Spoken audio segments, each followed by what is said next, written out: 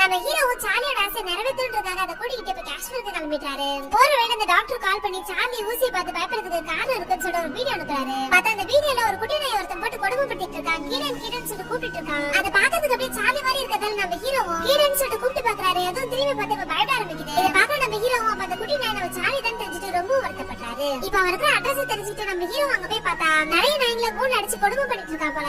அவன் கையில இருக்க டாட்டோ பார்த்தோன்னே நம்ம ஹீரோவும் இவன் தான் சொல்லிட்டு கன்ஃபார்ம் பண்ணிட்டு அவனை அடிச்சு உயிரோட மண்ணுல பதிச்சிட்டாரு. அப்படியே போலீஸ்க்கு இன்ஃபார்ம் பண்ணிட்டு அங்க போயிட்டாங்க. இப்ப ஹீரோ அந்த நாயில கொடுமை பண்றது ஹீரோ தான் நினைச்சிட்டு இப்ப ஹீரோவை ஃபாலோ பண்ண ஆரம்பிக்கிறான். ஆனா ஒரு கட்டத்துக்கு மேல நம்ம ஹீரோ மேல தப்பு இல்லன்னு தெரிஞ்சுக்கிட்டு இப்ப ஹீரோ கூட டிராவல் பண்ண ஆரம்பிக்கிறான். நைட்டு சார்லி ரொம்ப வித்தியாசமா படுத்து தூங்கிட்டு இருக்கு. இதை பாக்குறத போனோம் நாய்ங்க தூங்குற ஒரு பொசிஷன் ஒரு அர்த்தம் இருக்கு. உன்னை அது ரொம்ப நம்புது, அதனால தான் இது மாதிரி ஒரு பொசிஷன்ல தூங்கிட்டு இருக்குன்னு சொல்லிட்டு சொல்றேன். ஒரு நாள் சார்லி ரொம்ப வித்தியாசமா பிஹேவ் பண்ணிட்டு இருக்கு. இதை பாக்குற ஹீரோவும் என்னாச்சுன்னு சொல்லிட்டு பார்த்தா சார்லிக்கு நிறைய முடி கொட்டி அங்கங்க காயமா இருக்கு. இதை பாக்குற நம்ம ஹீரோவும் சார்லியோட உடம்பு இருக்கிறது மோசமாயிட்டே போகுதுன்றத புரிஞ்சுக்கிறாரு. இப்ப ஹீரோயினும் சார்லியோட ஃபைல எடுத்து பார்த்து பயங்கரமா வருத்தப்படுறான். இப்ப ஹீரோனுக்கு தெரிஞ்ச இன்டர்நேஷனல் ரைட்டர் அங்கதான் இருப்பாரு. அவரை கூப்பிட்டு இவங்க ரெண்டு பேரும் பத்தி நான் கதையை தெரிஞ்சுக்கிட்டு மேகசின்ல ஆர்டிகலா போட போறேன்னு சொல்லிட்டு சொல்றாரு. இப்ப ஹீரோட எனக்கு வேலை இருக்குன்னு சொல்லிட்டு வந்து கிளம்பிட்டான். இப்ப ஹீரோவும் சார்லியும் ரொம்ப தூரம் பைக்ல போயிட்டே இருக்காங்க. பார்த்தா வீட்டுல பெட்ரோல் காலி எடுத்து அப்ப லிஃப்ட் கேட்கும்போது ஒருத்தர் ஹெல்ப் பண்றாரு. அதான் அவர்கிட்ட கருப்பு கலர்ல ஒரு நாய் இருக்கும். அந்த நாயை தன்னோட புள்ள மாதிரி பார்த்துப்பாரு. இப்ப இவங்க ரெண்டு பேரும் நல்லா ஃப்ரெண்ட்ஸ் ஆயிடுறாங்க. இன்னொரு பக்கம் அந்த நாய்களும் ஃப்ரெண்ட்ஸ் ஆயிடுங்க. இப்ப ஹீரோ கிட்ட சுத்தமா கையில காசு இல்ல, சார்ஜ் இல்லாம சுவிட்ச் ஆஃப் பண்ண போன் மட்டும் தான் இருக்கும். சார்லி சாப்பிட்டு ஒரு நாளா இருக்கும். அதனால நம்ம ஹீரோ மனசு கேட்காம அந்த ஹோட்டல்ல போயிட்டு இந்த போனை வச்சுட்டு அந்த நாய்க்கு மட்டும் கொஞ்சம் சாப்பாடு கொடுங்கன்னு சொல்லிட்டு கேக்குறாரு.